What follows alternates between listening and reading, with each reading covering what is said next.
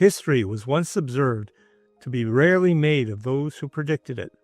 It is made instead by those who, cornered by isolation, driven by necessity, and stirred by vision, strike bargains whose true cost and consequence will only be understood years later. Such was the case in the summer of 1870, when a trio of weary delegates from the edge of empire arrived in Ottawa, sleeves rolled up and eyes weary, and sat across from the architects of a young nation still only partially formed. The meeting did not produce revolution. There was no storming of Bastilles, no guns, no proclamations of liberty. What it produced instead was a document, 22 articles long, and a contract between a faraway colony and a new confederation. That document, the terms of union between British Columbia and Canada, would tether the Pacific coast to the Dominion, and in doing so, redraw the map of North America. As historian Margaret Ormsby wrote, British Columbia's entry into Confederation was not so much a leap of faith as it was a calculated trade. It asked, what will we give and what will we gain? The answer came, article by article, clause by clause, each one a thread in the fabric of a transcontinental nation. A long list of requirements was called for under the terms of Confederation, over 20 in number. One of the most important was the solution of the debt crisis that British Columbia faced. So Canada, the Dominion, assumes the debt of British Columbia. Secondly, there's a per capita spending in terms of the population of the voters of British Columbia, which would be an incentive for the funding of the government of British Columbia. We're in a support situation here to get British Columbia back in a financial circumstance. All the terms of the British North America Act are agreed upon. That is to say that the residual powers will lie with the Dominion, that the education will rest with the provinces under Section 93, that Indian affairs will be looked after by the Dominion government, harbors, navigation, fishing, this will also be a federal requirement. Resources will still be a federal requirement. That was not changed until 1930s, however. And most importantly, and talked about so much, is that there would be a promise of a railway to be constructed to start within 2 years. The first article was deceptively simple. British Columbia shall be admitted into and become a part of the Dominion of Canada. It was the foundational phrase, the gateway to everything else, yet it carried enormous implications. With this, British Columbia ceased to be a British colony and became a full province, on equal constitutional footing with Ontario, Quebec, New Brunswick, and Nova Scotia. But as Donald Crichton later pointed out, equality on paper was not the same as parity in practice. British Columbia was small in population, vast in territory, and far from Ottawa. The question was whether equality would hold when geography stood in the way of governance. Article 2, Representation in Parliament. The province would receive representation in both the House of Commons and the Senate, based on its population at the time of entry, 6 members of Parliament in the House of Commons and 3 senators in the Senate. This provision mattered immensely and ensured that British Columbia would have a voice in the national legislature, however modest. It was a symbolic assertion of political equality and a safeguard against future marginalization. Representation, Helmeken argued, was our insurance policy. Yet, as Pierre Burton later noted, 6 voices in a chamber of hundreds could not speak louder than a railway or silence a budget. The true weight of British Columbia would rest not in votes, but in geography. The Dominion assumes the debt, Article 4. At the heart of the deal was fiscal salvation. The Dominion agreed to take over the colony's public debt, which amounted to $1,586,000. For a colony barely clinging to solvency, it was a lifeline. The debt had been incurred for building roads, telegraphs, and maintaining infrastructure after the gold rush. The burden had become unsustainable.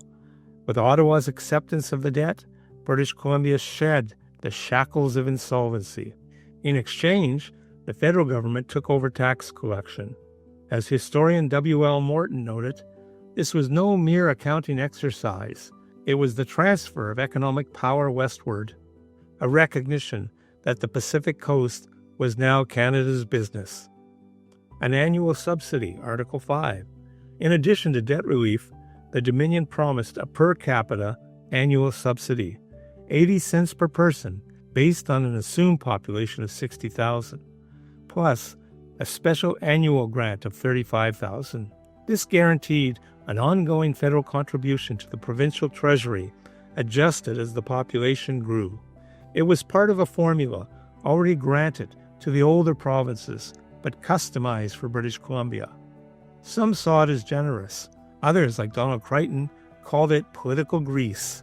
But everyone agreed money was essential to draw British Columbia into Confederation and keep it there. The Transcontinental Railway, Article 11. Here was the heart of the matter, the clause that made the Union possible, the Covenant of Steel. The government of the Dominion undertakes to secure the commencement within 2 years of the construction of a railway from the Pacific seaboard to the railway system of Canada. This wasn't a dream, it was a legal obligation. The railway would be completed within 10 years, and in that single promise, the Dominion effectively committed to one of the most daring infrastructure projects in world history. The Pacific Railway was not just a physical connection, it was political glue, economic engine, and strategic shield all at once. Canada, said Georges Antiochachet, will not survive a mere strip of settlements by the St. Lawrence. We must stretch to the Pacific or perish. MacDonald's fingerprints were on this clause too. He knew the cost, financially ruinous, politically perilous, but he saw the stakes clearly. Without the railway, British Columbia would drift toward the United States. With it, Canada would become indivisible. As circumstances do occur in national and other kinds of politics, the Macdonald government fell, and the Alexander Mackenzie Liberal administration began to rag the puck on the question of building a railway. And it was Mackenzie's idea that you could always get to the west by way of rail through the United States, and then with northern spur lines come up to, say, Calgary or some place like New Westminster by rail. And he wasn't concerned about that at all. Macdonald was of the opinion that a railway had to be built along the southern approaches to the border, because that way they would pick up more traffic with the Americans. But the British Columbians were intent that the railway would happen, and would happen quickly. This was the era of the railway mania, and British Columbia wanted results. And thus it was that they pressed and pressed until Mackenzie went out of power. Macdonald came back into power. In 1879 and 1880, the new company of the Canadian Pacific Railway was established, and by 1885, lo and behold, we have a railway built to Port Moody, and then an extension built subsequently into Vancouver, completing Mackenzie's dream, completing Macdonald's dream, completing the Canadian idea of a coast-to-coast, and completing the British Columbians' dreams as well. And later the ENN was added to that as a requirement to bring it right to the colonial capital. Retention of Crown lands and natural resources, Article 13. British Columbia would retain control of the Crown lands, minerals, forests, and natural resources, just as the other provinces had done. This was a victory for the delegates, especially Trutch, who insisted on provincial control over development and land sales. It ensured that economic power would remain in Victoria's hands, not Ottawa's. But it came with irony, for under Trutch, Indigenous land rights were almost entirely dismissed, and this control enabled the generation of land policy that systematically denied native title. As later historian Cole Harris wrote, British Columbia's autonomy over land was both its strength and its sin. Education and institutions, Articles 14 to 17. British Columbia would maintain control over its school system, though it had to conform to Canadian constitutional principles protecting minority religious rights. This clause mattered especially to the Roman Catholic population. Small but vocal, it was a nod to the compromise already embedded in Section 93 of the British North American Act. Continuation of local laws and public works, Articles 12 and 21. British Columbia's existing laws, legal codes, property rules, and public works would remain in force unless altered by its own legislature.